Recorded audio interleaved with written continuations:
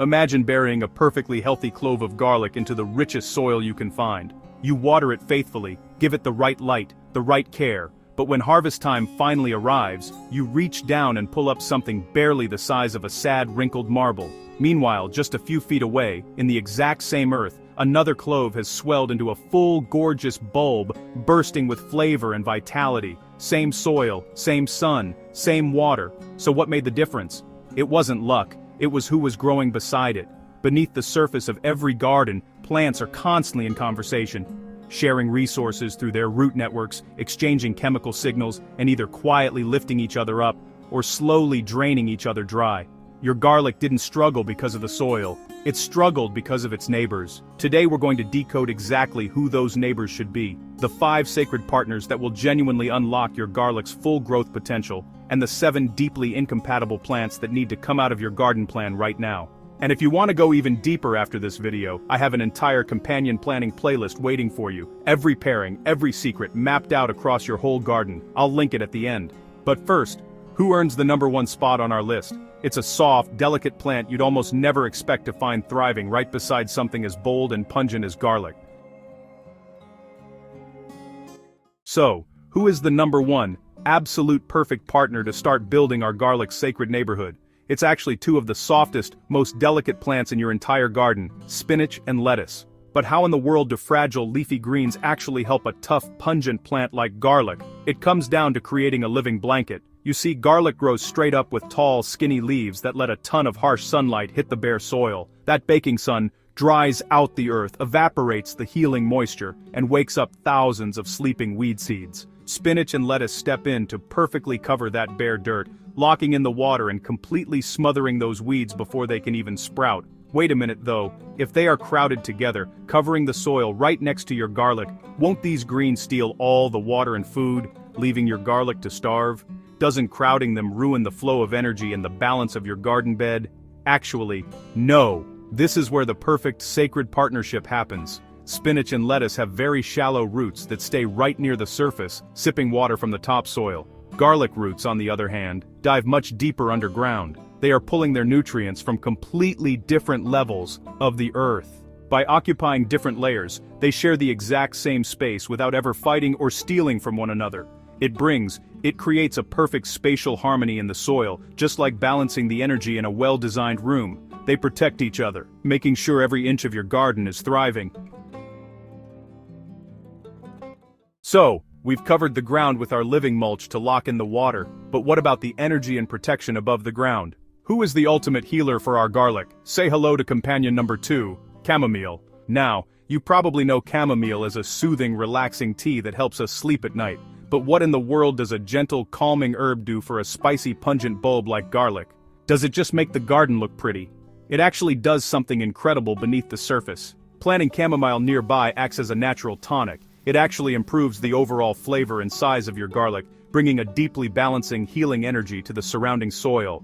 That sounds amazing for the flavor, but what about protection? Doesn't garlic's intense, stinky smell already act as a force field to keep all the bad bugs away? Why does it need help? It's true, garlic naturally drives away big pests like rabbits and a lot of common bugs. But garlic has a blind spot. It can't fight off everything on its own. Tiny pests, like thrips, can still sneak through and damage the leaves. So, how does chamomile fix this? Does it scare the tiny bugs away? Not at all. Instead of scaring things away, chamomile acts like a beacon of positive energy. Its sweet, bright flowers actively attract beneficial, predatory insects like hoverflies and ladybugs. These helpful bugs are the garden's natural security team. They move in because they love the chamomile, and while they are visiting, they hunt down and eat the exact pests that the garlic can't fight off by itself. It is a beautiful, sacred partnership. The garlic provides the heavy scent to block the big threats, and the chamomile calls in the garden's natural bouncers guardians to handle the rest. But if chamomile is so great, should you just let it grow wild everywhere? Or does it need its own specific placement to maintain the harmony of the garden bed? Chamomile works best as a gentle border rather than an inner plant. Give it 8 to 12 inches of space from your garlic rows, and plant each chamomile 6 to 9 inches apart from the next. That breathing room lets its roots quietly release their healing minerals into the soil without competing for the same nutrients your garlic is drawing on. We've covered the soil, and we've invited the healers. But what happens when we mix our savory, pungent garlic with something completely sweet? It's time for companion number 3, strawberries. Hold on just a second. Strawberries and garlic. If you plant a stinky, potent bulb right next to your delicate berries, won't the roots mix? Won't that make your beautiful summer fruit taste like a savory Italian pasta dish? Absolutely not. The energetic flow between these two is completely separate when it comes to flavor, so your berries will stay perfectly sweet. But if they don't share flavors, why are they such a perfect match? What does a tough garlic bulb actually do for a delicate strawberry? In this sacred partnership, the garlic acts as the ultimate bodyguard.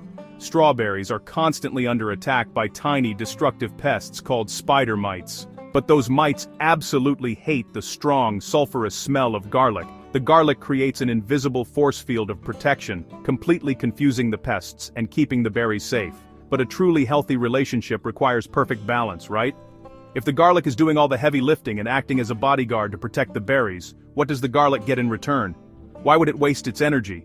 The strawberry plants give back by sprawling out and shading the earth. Their wide leaves keep the garlic's roots incredibly cool and perfectly hydrated during the scorching summer months. It's a beautiful, balanced exchange of energy. Protection in exchange for hydration. They completely support each other's growth.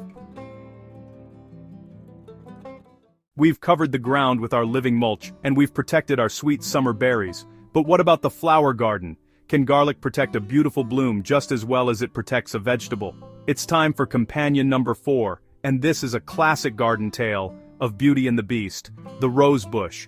Why in the world would you want to ruin a gorgeous, sweet-smelling flower bed by shoving a pungent, grassy-looking garlic bulb right in the middle of it? Doesn't planting a stinky vegetable next to a delicate flower completely destroy the peaceful energy and the beautiful aesthetic of your yard? It doesn't destroy the aesthetic, it actually saves it, because roses have a massive, destructive enemy. Aphids, these tiny green bugs will multiply by the thousands and suck the life and energy right out of your gorgeous rosebuds before they even have a chance to open. But aphids absolutely despise the strong, sulfurous scent of garlic. Planting garlic at the base of your roses creates an invisible, protective force field around the roots and the lower stems. But wait a minute, if the garlic smells strong enough to scare away thousands of bugs, won't you hate the smell too? Won't your peaceful romantic rose garden suddenly just smell like a busy pizzeria? Not at all. Here is the amazing secret. Garlic keeps its intense smell locked inside. It only releases that massive wave of garlic scent if you crush the leaves or chop the bulb. To you walking through the garden, it just smells like sweet blooming roses. Okay, so it smells fine. But what about the look? Garlic leaves can look a bit like tall, messy weeds. Won't that ruin the visual flow and the layout of your beautiful flower bed? In nature, timing is everything. Garlic is usually ready to be harvested and pulled entirely out of the ground, right around early to mid-summer. Do you know what else happens right around that exact same time? Your roses put on their biggest, most spectacular display of the year. The garlic acts as a bodyguard during the vulnerable spring months, doing all the hard, protective work. Then, just as the roses are ready to completely steal the show, the garlic gets harvested and quietly leaves the stage so the beauty can shine. We've protected our delicate greens, our sweet berries, and our beautiful flowers. But what about the absolute giants of your yard? Is it really possible for a tiny single clove of garlic to protect a massive towering fruit tree? It seems completely impossible, right? But it is. Our 5th and final ultimate companion brings us to apple and peach trees. But how in the world does a tiny bulb create a protective force field for a giant trunk? It's all about building an invisible underground shield.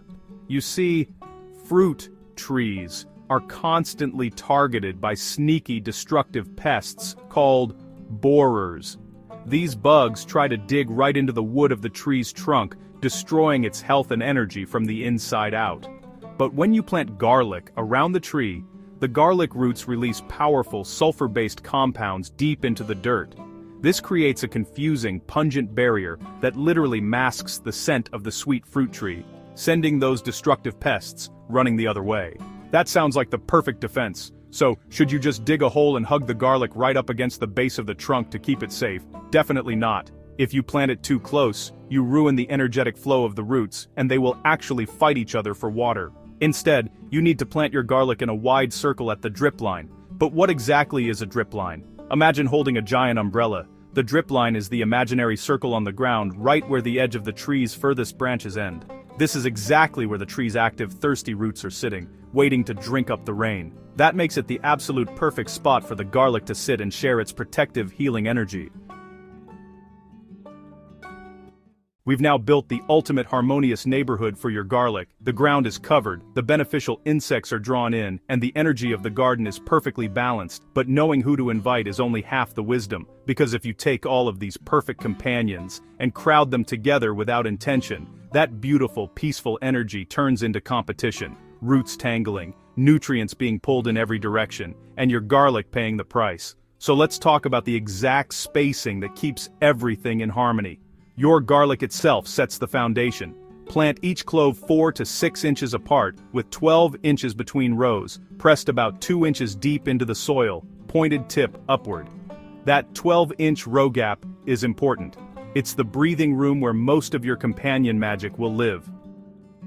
For spinach and lettuce, tuck them directly between your garlic rows. Space spinach plants 6 inches apart from one another, and lettuce 8 to 10 inches apart. Their broad, low-growing leaves will drape gently over the soil surface, locking in moisture and suppressing weeds, acting as a living mulch right where your garlic needs it most. Chamomile works best as a gentle border rather than an inner plant. Position your chamomile plants 8 to 12 inches away from your garlic rows, spacing each chamomile 6 to 9 inches apart from the next. This gives its roots room to exhale calcium and sulfur into the soil without competing directly for the same nutrients your garlic is drawing on. Strawberries are a beautiful pairing along the edges of your garlic bed. Plant each strawberry crown 12 to 18 inches apart and keep at least 6 to 8 inches of clearance between the strawberry crowns and the nearest garlic cloves. This prevents root crowding while still allowing the garlic's natural sulfur compounds to drift through the soil and discourage the pests that love to target strawberry roots. For roses, think of garlic as a protective ring. Plant your garlic cloves 6 to 8 inches away from the base of the rose cane, spacing each clove 6 inches apart as you circle around the plant. Avoid going closer than 6 inches to the crown. You want the root systems to coexist peacefully, not compete. A full ring of garlic around a rose bush is one of the oldest and most beautiful expressions of companion planting in the garden. And for your fruit trees, garlic becomes a ground-level guardian beneath the canopy. Plant your cloves in a ring starting at least 12 inches out from the trunk, spacing them 6 inches apart from each other, and extending outward all the way to the drip line, the outer edge of the branches.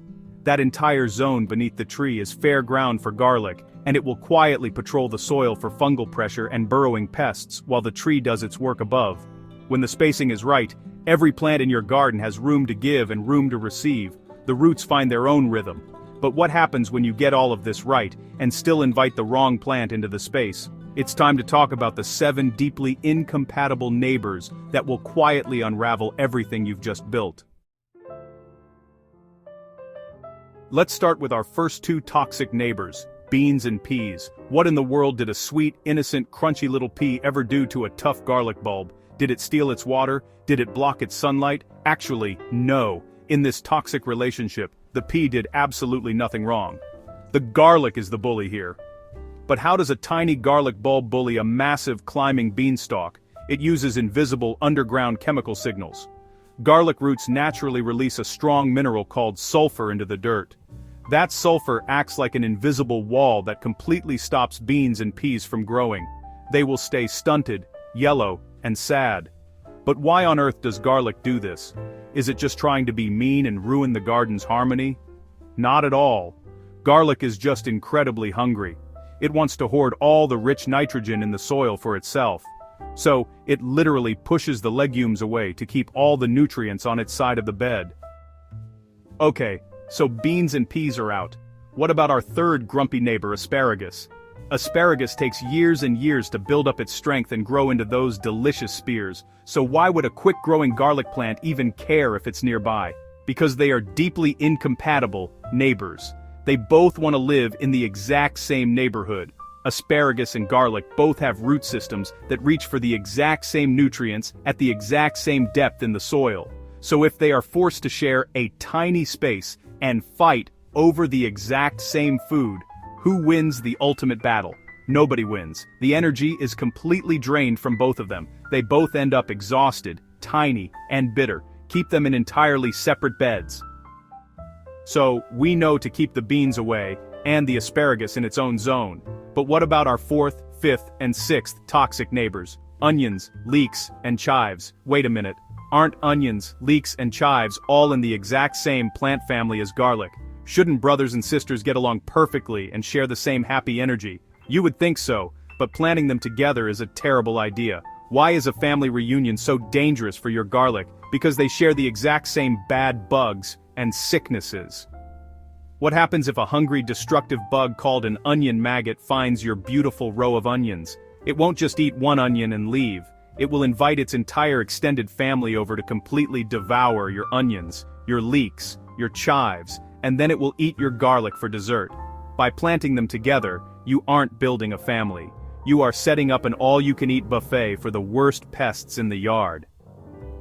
We've kept the family away, the beans at a distance, and the asparagus isolated. Who is the seventh and final plant you must avoid? It's a very common, lovely kitchen herb, parsley. Parsley is so small, so gentle, and so harmless. So what could possibly be the problem? Is parsley secretly a bully too? The problem is actually that garlic's energy is simply way too intense. The powerful sulfurous chemicals pumping out of the garlic roots will completely overwhelm the delicate parsley. What happens to the parsley when it gets overwhelmed by this aggressive energy? It completely gives up. It gets stunted, turns a sickly yellow, and stops growing entirely.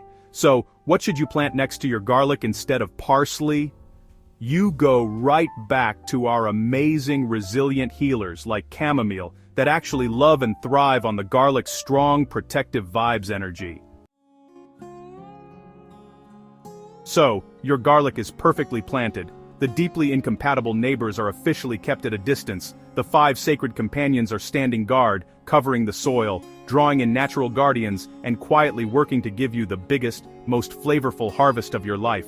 You have completely transformed your garden from a place of hidden conflict into a balanced, thriving ecosystem. And remember what I mentioned at the very beginning of this video, that companion planting playlist is ready for you right now, linked in the description below, and right here, on your screen. It maps out these same sacred partnerships across your entire garden, so you always know exactly who belongs beside what. For every vegetable you grow, every plant in your garden deserves the right neighbors. Now, you have the knowledge to give them exactly that.